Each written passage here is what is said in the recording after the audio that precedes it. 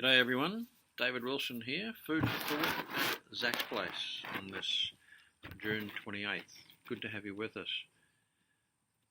We've been talking about James and his writing to the scattered church. James was the brother of Jesus, and he had some things to say to the church that had been meeting in Jerusalem but is now scattered around the world, and they had the question of how do we live?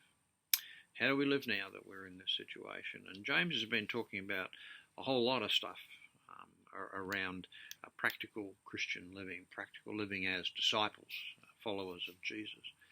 And in this particular chapter, he addresses the need for wisdom. Now, he's already addressed the need for wisdom. He's already talked about it in chapter 1. You may remember back to that. We looked at it a few weeks ago now. And in chapter 1, he addresses the wisdom, especially in the context of suffering and pain, because they were going through all sorts of persecution. And he tells them that they need the wisdom of God to understand what's going on and to be able to see through the pain of the situation that they were in, and that they needed to be wise in understanding all of that in these most difficult of times. But in this particular chapter, he addresses the need for wisdom more along the lines of what wisdom is really characterized by, and how the world, how the community needs to have people of wisdom embedded within it. And in this passage, James chapter 3, verses 13 to 18, maybe put pause on the video and have a read of it. But James chapter 3, verses 13 to 18, he identifies the characteristics of wisdom. He goes through and he says, look, the wisdom that comes from God is like this. He says it's gentle. It's gentle. It's not abrasive. It's not going to be putting people down or anything like that. It's not going to be attacking. It's gentle. And he says it's pure. It's unmixed. It's not made up of, there's a little bit of this and a little bit of that, but it's pure wisdom. It's pure. He says it's peace-loving, which is something that the whole world knows. Needs to be sown in peace, cultivating peace. That's the idea of wisdom, that the wise person is out there in the community cultivating peace amongst the people that he or she is with, and sowing peace so that chaos is overcome and peace is formed. And he says that the wise person is compliant, that wisdom has a compliancy that says it's easily obedient. We don't like to think of that. Of course, there are some things that we can't be obedient to. In fact, civil disobedience is something that wisdom will bring when the state or some authority is commanding us to do something that is not God's way of doing things.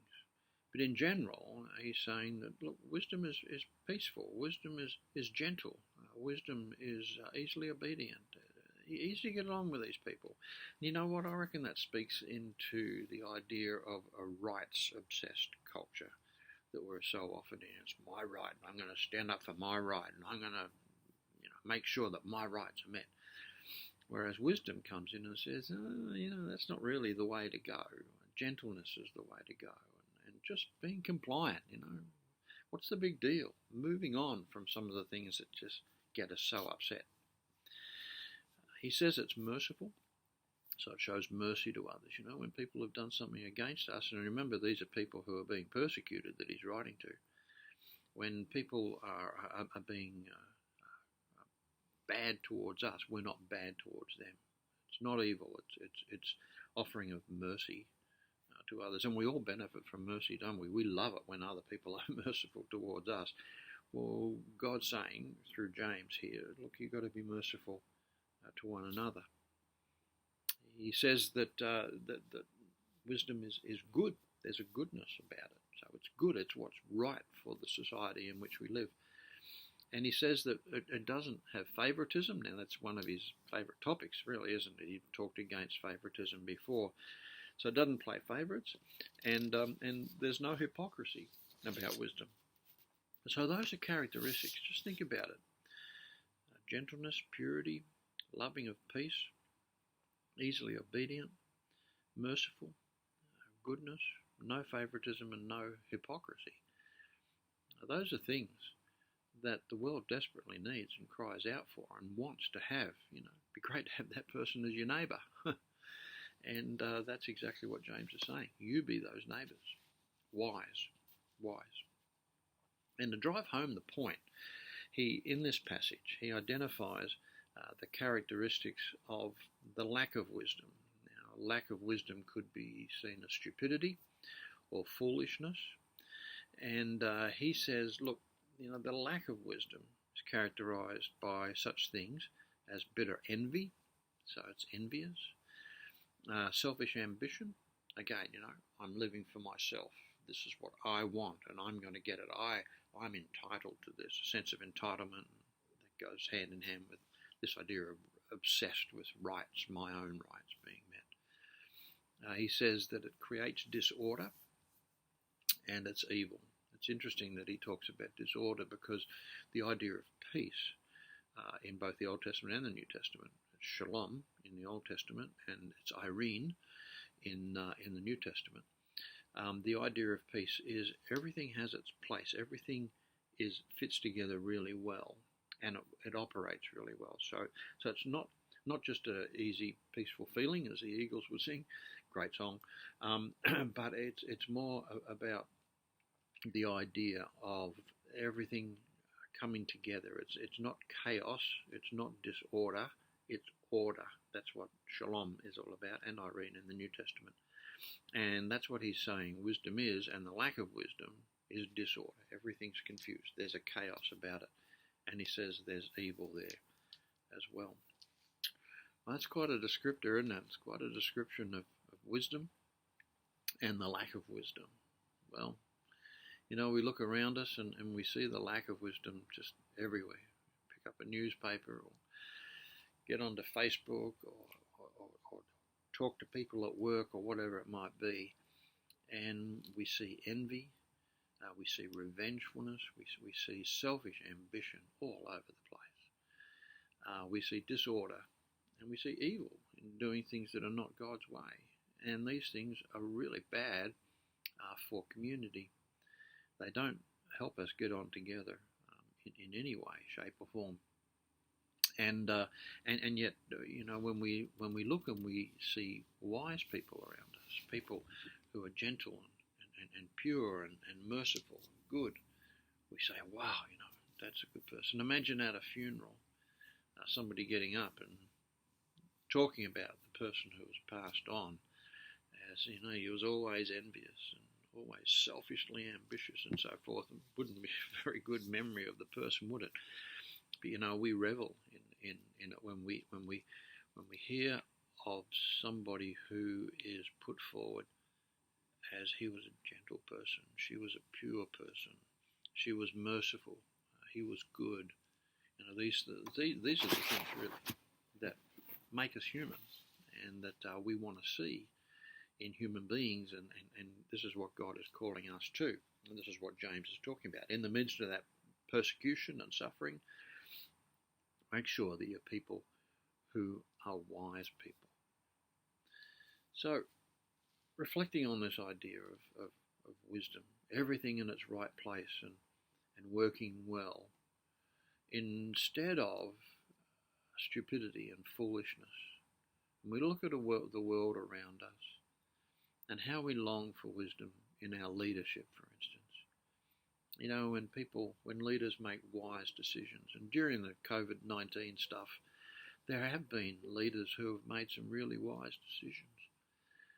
There have been people who have listened well, and I think our own Prime Minister, Scott Morrison, has been a person who's listened to experts. And I think of Jacinda Ardern in New Zealand, who has listened to experts and acted accordingly. And we applaud. We say, good on you, this is wise leadership. We look for that. We need it in the church as well. But then we see some other leaders, and I won't name them, but we see some other leaders around the world who have been really foolish as far as COVID-19 is concerned, and really causing a lot of havoc. And could talk about disorder, and talk about everything out of place, not having its right place. We see that around the world in places that have got foolish leaders, whose leaders are acting foolishly. And so, the stuff that James is talking about is just so relevant for today and for the things that we're going through. So as always, we ask the question, well, what about Jesus? Is this true to the teaching of Jesus? And in his life and in his teaching, he was wise. He was nothing but wise. All of the characteristics of wisdom that James mentions were evident in the person and the mission of Christ, all through his teachings. And he was certainly free from such things as disorder and evil and selfish ambition and envy. Nobody could point the finger at Jesus and say he was, foolish. He was stupid. He was a wise man, and he's characterized by wisdom, the wisdom that James is talking about here. And James, after all, was his brother, and he would have picked up on this from Christ in the way that he lived his life. Jesus' whole life was an example of living in and for community, and to see shalom flourish. So how does that relate to us today? Well, I've already been talking about that as we've gone through, but the church is called to be a community of wisdom. We're called to be. Zach's Place is called to be a community of wisdom that's embedded in the world. And sometimes it's a world that's making some wise choices, but other times it's a world, it's a neighbourhood, it's a culture that are acting foolishly, acting selfishly, acting in ways that are not the ways of God. And we're called to be different. Some of the most powerful words that Jesus spoke were, "Not so with you." When you look out at this stuff that's going on around, that's foolish and that's creating disorder and disharmony, and you're to look at that and say, "Not so with you." You're to be wise instead. And so the church is called to be a community of wisdom that's embedded in the world, to sow peace and to show the way to what life is all about. The church is not to be a foolish community, but a wise community. And so my prayer is that we will truly be committed to living lives that benefit our neighbourhoods through such things as gentleness and purity, integrity. Integrity is another name for purity, real on the inside and on the outside. That we'll be people of peace, that people can say, yeah, they're sowing peace amongst us. We'll be people known as those who offer mercy and who do good, and they'll never be able to name favoritism and hypocrisy amongst us. That's the community that the church is called to. And in the process, we're a community that's called to stand up against the characteristics of foolishness that work against community, against being a neighbourhood of care and love. Such things as selfish ambition. The church is never to have selfish ambition named amongst us, or envy, or disorder, but instead we're to be a people of peace, known as those who are wise and gentle with the love of Christ. May that be so. Thanks for listening. As always, if you want to get in touch, davidroachwilson@gmail.com. See you next week.